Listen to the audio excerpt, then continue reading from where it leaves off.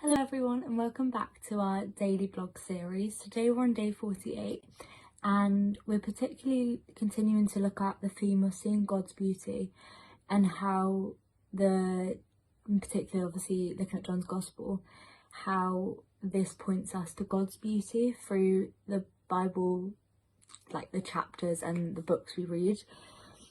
So today I'll be reading how the classic Jesus washes his disciples' feet, which in terms of beauty I really think this reflects it, because it's such I think a selfless act that as followers of Jesus he teaches us, and actually it's really like beautiful how as followers we can continue and kind of reflect what Jesus did so many years ago, and how we might not realise it as followers, but how this particular story actually can reflect us being kind to one another and I guess being selfless ourselves, so like copying in a way the actions that Jesus our Saviour taught us. So I'll read John 13 verses 1 to 17 for you.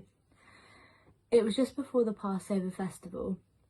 Jesus knew that the hour had come for him to leave this world and go to the Father. Having loved his own who were in the world, he loved them to the end. The evening meal was in progress, and the devil had already prompted Judas, the son of Simon Iscariot, to betray Jesus. Jesus knew that the Father had put all things under his power, and that he had come from God and was returning to God. So he got up from the meal, took off his outer clothing, and wrapped a towel around his waist. After that, he poured water into a basin and began to wash his disciples' feet, drying them with the towel that was wrapped around him.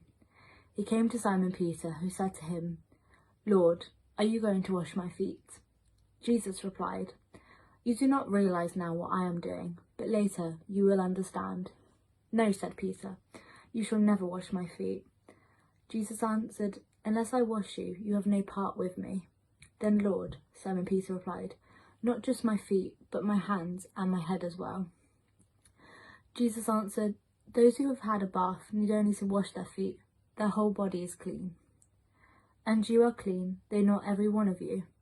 For he knew who was going to betray him, and that was why he said not every one was clean. When he had finished washing their feet, he put on his clothes and returned to his place. "Do you understand what I have done for you?" he asked them. "You call me teacher and Lord, and rightly so, for that is what I am. Now that I, your Lord and teacher, have washed your feet, you also should wash one another's feet. I have set you an example that you should do as I have done for you. Very truly I tell you, no servant is greater than his master, nor is a messenger greater than the one who sent him. Now that you know these things, you will be blessed if you do them."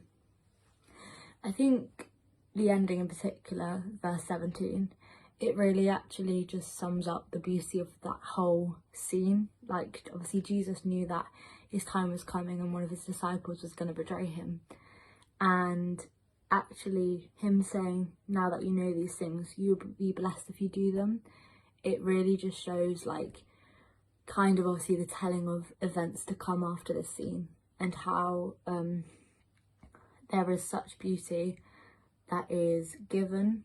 And actually I think in everyday life, like, we should remember like to be kind to one another, and reflecting as well how Howard said yesterday in his blog, John chapter 1 verse 14, it shows how John is telling us that God has come amongst us. So actually knowing that Jesus' time on earth is coming to an end, it kind of reflects how Jesus is doing God's work and reflecting what we should do as the followers of Jesus Christ. So actually there's such beauty, I feel, how someone should be the master. So actually Jesus washing disciples' feet, it's him acting as a servant, but really he is the master, because we should all follow his actions that he has displayed. So I hope everyone has a good week and see you soon. Bye!